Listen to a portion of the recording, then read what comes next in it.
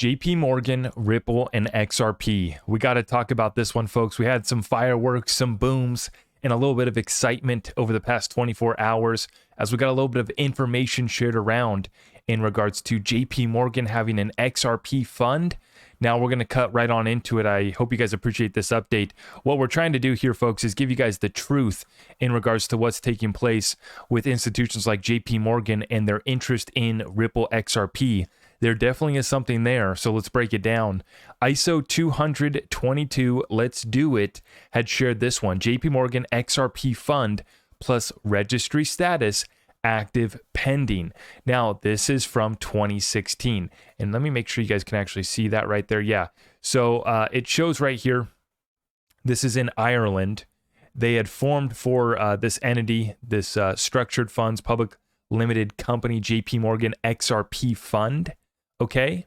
Now, I know everyone's going to get excited here. We roll on over, we see this JP Morgan Mansart XRP 7.5% fund. And this post here is from Bloomberg. All right. So we get all excited, and myself included. I was reading it on Twitter and I'm thinking, oh boy, here we go. Let's we're going to have a fun one here with this video. But unfortunately, we got corrected by Neil Hartner, senior software developer and engineer at Ripple. Neil Hartner responding here to Chad Steingraber. XRP funds were coming sooner or later. Now we know it's sooner. And so Chad obviously alluding to, potential XRP ETFs, XRP exchange traded funds coming, and they definitely are.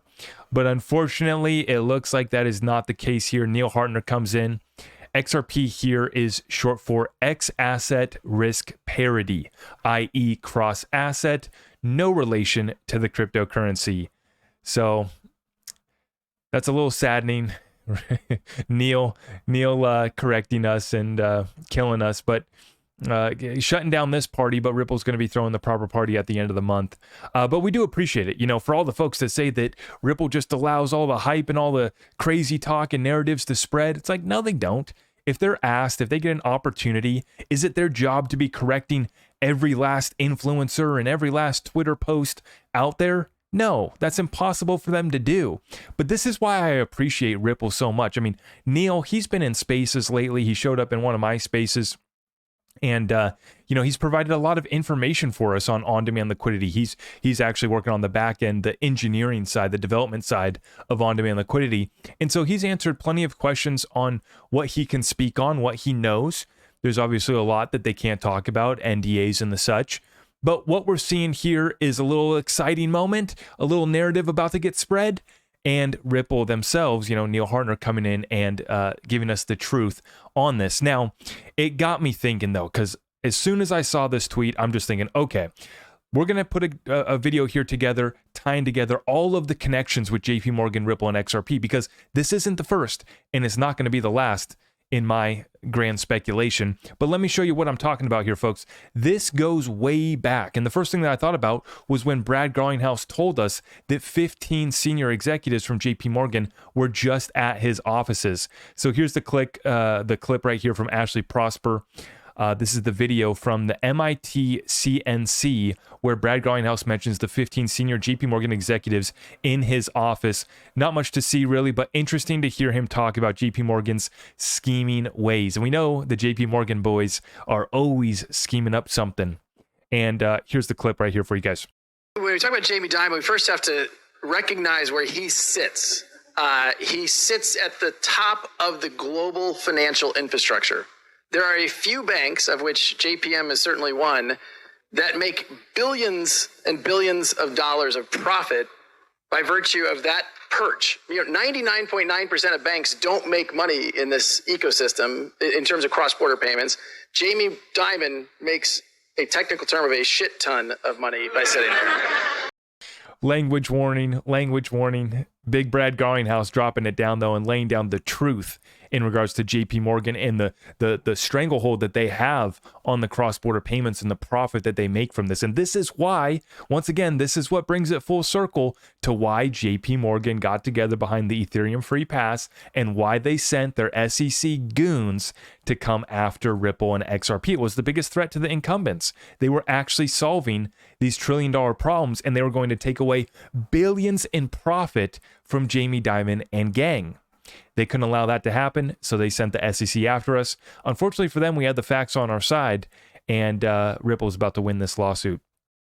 So when I hear Jamie Dimon saying it's a fraud, I think to myself, well, of course he's going to say that. He's talking. I mean, and by the way, there's also people who conspiratorially, he's trying to talk down the price of Bitcoin so JPM can buy it. Like the idea that JP Morgan isn't actively working in the blockchain and Bitcoin space is not true. Frankly, I don't mind sharing. There are 15 senior JP Morgan people at Ripple's offices this afternoon. Now, unless JP Morgan's going to fire them. Does JP Dimon know that? Apparently not. Anyway, so look, that's my thought on the whole JP Dimon thing. I do think there are people who are going to say this is, in the same manner, a very smart investor said to me, in 1997, the whole West Coast was long Amazon and the whole East Coast was shorting Amazon. We saw how that worked out. And his point was basically, look, the West Coast is obviously bullish and, there's some that are very cynical about these things and, we'll see how it works out. On the risk factor, just very briefly, because I don't. Hold up. Did Brad Garlinghouse just compare himself, Ripple and XRP, to Amazon? I think that was the comparison that he was just making. And he asked the question, essentially, how'd that program work out, right? I don't want to go on too long, but I think what we have to remind ourselves that this has to come back to utility. What problem is the digital asset solving? If it's solving a real problem and it's creating value by solving that problem, then there will be value in the token. I think what's risky is there's a lot of these things, as Juan was saying, that I cannot explain why you need a token. I can't explain what the token does. It doesn't make any sense to me. And I think, unfortunately, I think that percentage, particularly in the recent ICO wave, I think that percentage is a very high percentage. I think there is going to be carnage to be had from that. And I think Grant is smarter than I am in many ways, not the least of which is on the law. But, the ICOs regulation around the SEC regulation around securities are designed to protect investors and. Yeah. And what he's alluding to is what we've been talking about this whole time is that basically most of those ICOs were unregistered securities offerings. There was an investment contract for those ICOs, the funds that were raised. It's just very simple. It's well within the law. Now, the facts and circumstances around Ripple XRP, as we've now discovered, much different. And now we move forward with XRP having clarity in and of itself not being a security.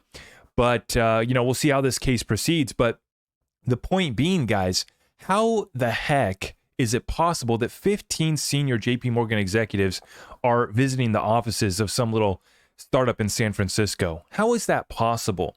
And so you just add them to the list of companies, executives, institutions, central banks, governments that have sat down at the table, or in the case of these 15 executives from JP Morgan, have visited the offices of Ripple, right, to sit down and see what Ripple has to present. And like Brad says, it's a very clear use case utility problem that's being solved in a token that's actually needed. That, it's just very clear. Now, of course, it goes a little bit further than that, though, with some other ties with JP Morgan and Ripple XRP. So let's show you guys what we're talking about right here. Coinpedia shows this one. JP Morgan declares Ripple court win a crypto industry game changer. And so this is the most recent victory from Judge Torres, right? And in an exclusive research note published on Friday, JP Morgan, the esteemed banking giant, emphasized that the recent ruling in favor of Ripple, the payments network, stands as a groundbreaking victory for the crypto industry. The court's decision to not only provides much needed clarity regarding the definition of security, but also carries significant implications for the entire cryptocurrency ecosystem, JP Morgan analysts asserted. So they, speaking highly here about the ruling and how it is a game changer for the crypto industry. Of course, we go back to 2020 when Ripple lands board member, JP Morgan veteran and regulatory expert Sandy O'Connor. And the interesting thing about her is that she's the former chief regulator Chief Regulatory Affairs Officer for JP Morgan Chase. And it's actually even further than that. She's someone who plays this very, very significant role. If you look at this, she led engagement with G20 regulators and policymakers for the bank. She retired in 2019, but she also sits on the advisory committees of the FDIC and the Office of Financial Research, an independent bureau created within the Treasury Department to monitor systemic risks after the 2008 global financial crisis. And this is why we always say, right, that Ripple XRP is solving that debt, currency, and liquidity crisis. They have board members there, former advisor Michael Barr serving as the supervisor at the Fed right now, and basically was put in charge of tasking the oversight of the banking crisis that took place this March. And, just to finish off this article, she appears to have filled the seat on Ripple's board vacated by Ken Kurson, who is, he's the connection to the Trump administration, reportedly a close ally of the Trump family. Kurson also founded a crypto and, there you go. Now you can see that.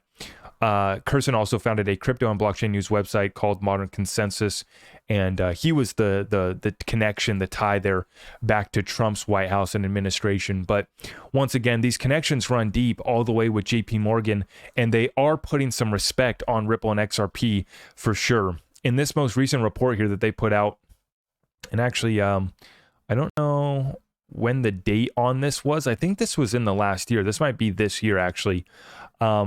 I believe it was. Unlocking 120 billion value in cross-border payments. How can banks leverage central bank digital currencies for corporates? And if we scroll on down here to page 8, what you're going to find is a report comparison of Ripple along with all these other competitors, commercial efforts and central bank initiatives. And so they show you here the continuous linked settlement system, Swift GPI, Finality, and Ripple. They also compare central bank initiatives, Project Dunbar, got these other ones, Jasper, Ubin, CBDC Bridge, Bank of International Settlements, right? And apparently they think that the central bank initiatives are the best, right? I guess all of these ones are the best, are the chosen ones. And what I find funny, right, is what they say here with the low cost, instant settlement, and transparency are these metrics that they're comparing these by. And they say with Ripple, cross-border payment infrastructure intended to use cryptocurrency XRP as the settlement instrument. On as far as low cost, right? They they say that there's a little bit of a cost, right? Relatively cheap. Instant settlement, that is achieved, okay? And then when it comes to transparency, they don't give us the full go. But what I find interesting is they say over here, high volatility of XRP leading to limited willingness from banks in using it to facilitate payments. Now, as we know now, right, you don't need to own XRP to take advantage of on-demand liquidity or Ripple payments. I just dropped yesterday's Ripple's ODL patent endgame was the video that I dropped yesterday. If you guys didn't check that out, make sure you do so, because I describe how Ripple's changing their marketing from marketing ODL to now just marketing Ripple payment solutions. Ripple payments is what it's called. And you don't need to own XRP. Ripple has set up line of credit. They've been willing to lend out XRP, so you don't actually have to put up any of your upfront capital, and you don't even have to own it. And then also with the addition of Liquidity Hub coming, they're going to be building out kind of the one-stop shop for liquidity solutions for all digital assets. And they say here, relatively high costs owing to spreads between fiat and XRP. And I just wanted to make the last point here is that the final ingredient, I've been talking about this the last couple of days, the final ingredient to the secret sauce, which is XRP, is the AMM, the automated market maker, because what the AMM is going to do is tighten up the spreads between fiat currencies, between XRP and other cryptos, other currencies, and it's going to work to create the tightest spreads and the tightest margins between these trading pairs. And so the concerns there that JP Morgan highlights in this report, the relatively high costs owing to spreads between fiat and XRP, you're actually going to find, I believe, the tightest spreads between these currency pairs using XRP, because you're going to have that 3 to 5 instant settlement.